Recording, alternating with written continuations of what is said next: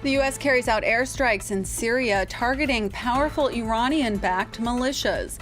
The attack in retaliation for rockets recently launched at U.S. targets in Iraq.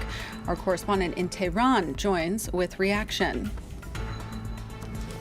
EU leaders holding a virtual summit on COVID coordination, sparking debate the question of whether Europe should issue vaccine passports, allowing protected people more freedom.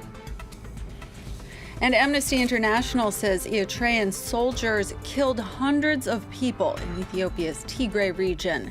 France 24's reporter gained rare access to Tigray. She shares her discoveries coming up.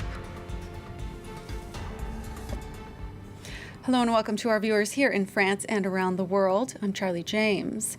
At dawn this morning, the U.S. military launched an attack in eastern Syria, hitting facilities belonging to Iran-backed militias. President Joe Biden ordered the strikes in response to recent rocket attacks against U.S. targets in Iraq. Local sources say at least 17 people were killed, but the U.S. has only confirmed that multiple facilities were destroyed. This is the first military action of President Joe Biden's new administration. For more on this story, let's cross to our correspondent in Tehran, Reza Saya.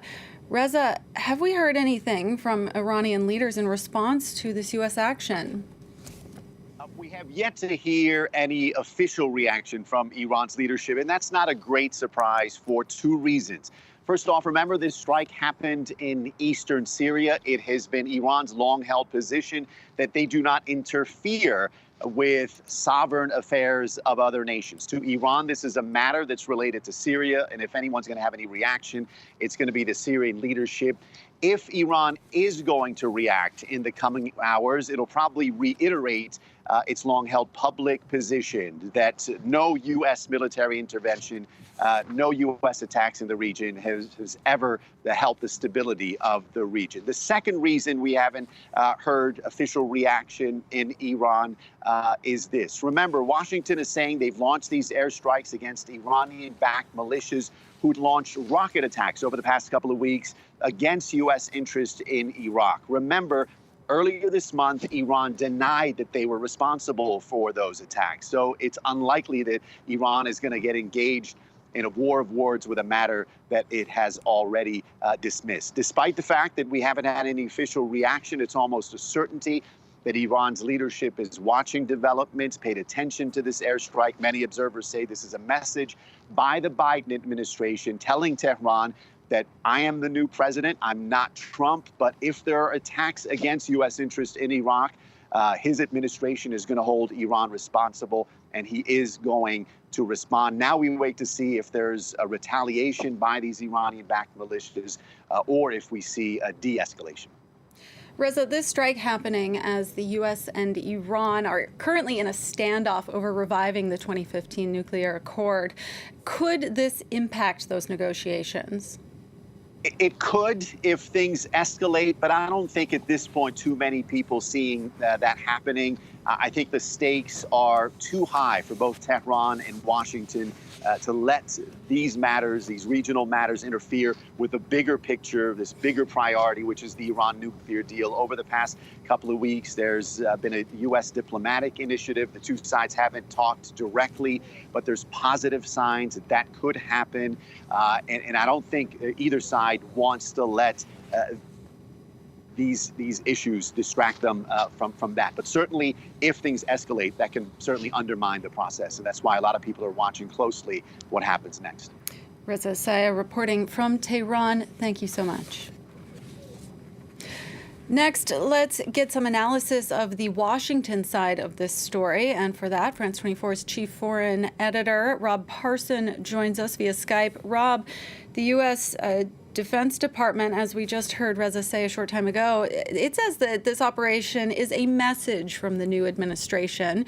What do we know about what that message entails exactly?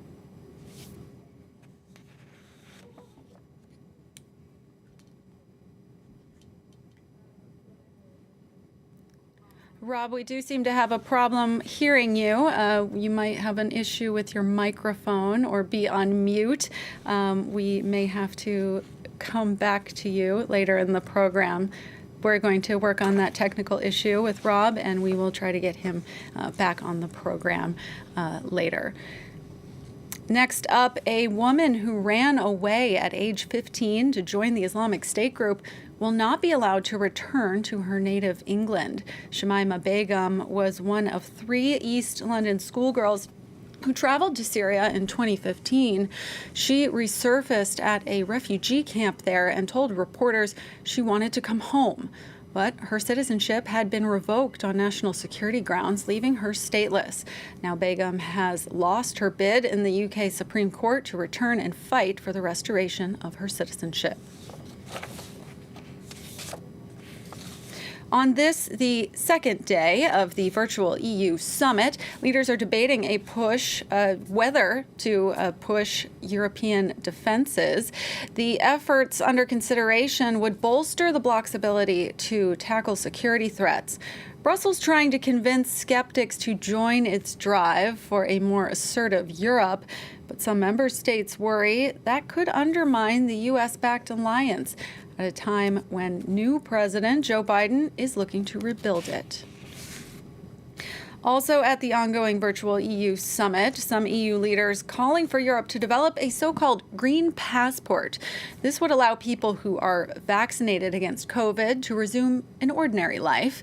It's a concept already in use in Israel, where people can go to concerts, gyms, and other crowded places if they have this document. Greece and Austria say the certificates would provide a much-needed boost to European tourism, but other nations are calling it unfair. Calls for vaccine passports divided EU leaders during their latest virtual summit. Austria and Greece are among those urging the bloc to adopt the documents as a pathway out of the pandemic.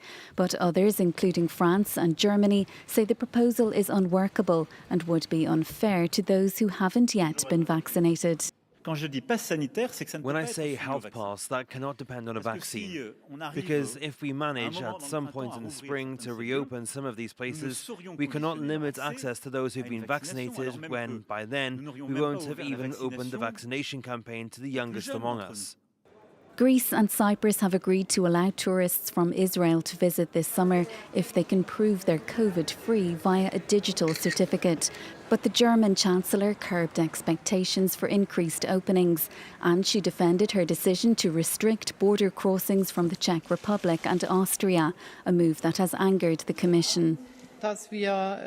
In certain cases, we are forced to introduce certain restrictions if they are either high incidence areas or mutation areas. But we will do everything we can to make the free movement of goods possible.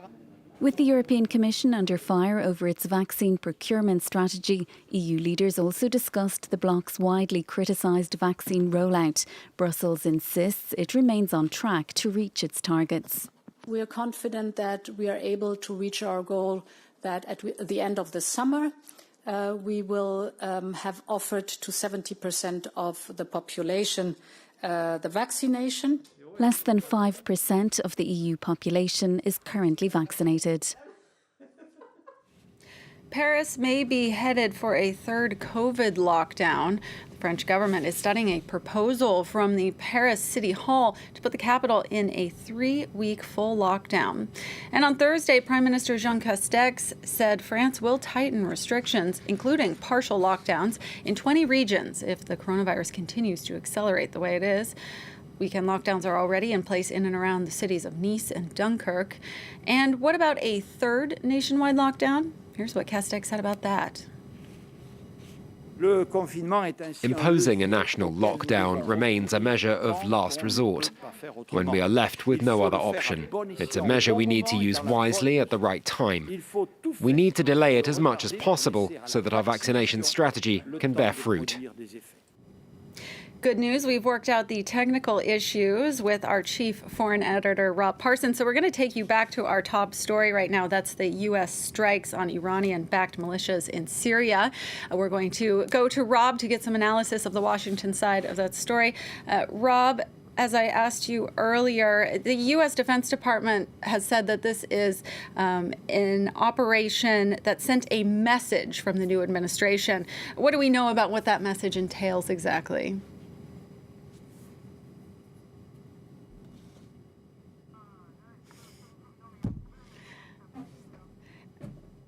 Unfortunately, Rob, it appears the same problem is happening again.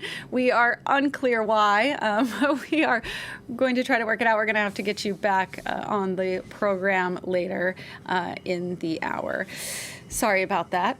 Let's move on. Amnesty International has pieced together rare information from Ethiopia's northern Tigray region, finding proof of atrocities. The Rights Watchdog says Eritrean soldiers fighting across the border in Tigray killed hundreds of people in a massacre last year.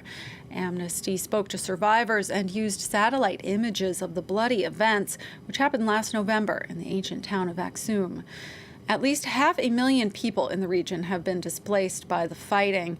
Our correspondent Maria Gert Nicolescu is among the first journalists given access to Tigray, and she sent us this report of what she's seeing.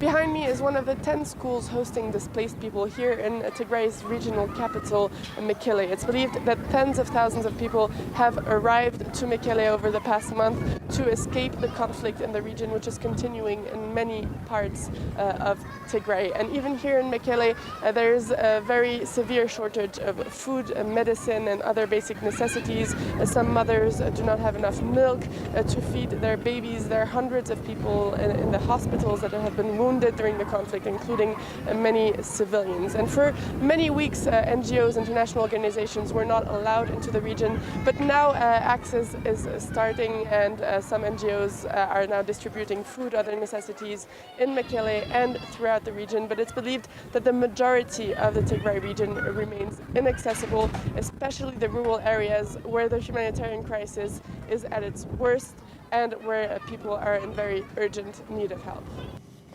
Finally, we're going to take you to the French island of Martinique. The coral reef there is being threatened by a rapidly spreading bacterial infection, one fueled by pollution and climate change. Cole Stangler tells us why the only known cure isn't being used. It's a natural shield that protects the coast from the powerful groundswell. But here in Martinique, the coral reef is losing its red and yellow hues, overtaken by white spots. Since last October, nearly half the species of corals have been hit with a bacterial infection, a disease fueled by pollution and climate change. On a repéré au niveau d'un site de plongée qui s'appelle les sources chaudes, où là on a vraiment des taches qui ressortent par rapport à d'autres sites. First observed in Florida in 2014, the disease can be transmitted by surface contact and now threatens to wreak havoc in the Caribbean. The only remedy, an antibiotic that needs to be applied by hand over the infected area, an operation that's expensive and a logistical challenge. C'est des centaines de colonies de corail qui sont touchées. Ça nécessiterait une intervention humaine énorme en temps, qui est pas du tout envisageable à l'échelle d'un territoire comme la Martinique. At the moment, divers are encouraged to stay away from the infected coral to limit the spread of the bacteria. The goal is to make sure the corals unaffected by the disease stay that way. That's all for this edition, but stay with us here on France 24. More news and information up next.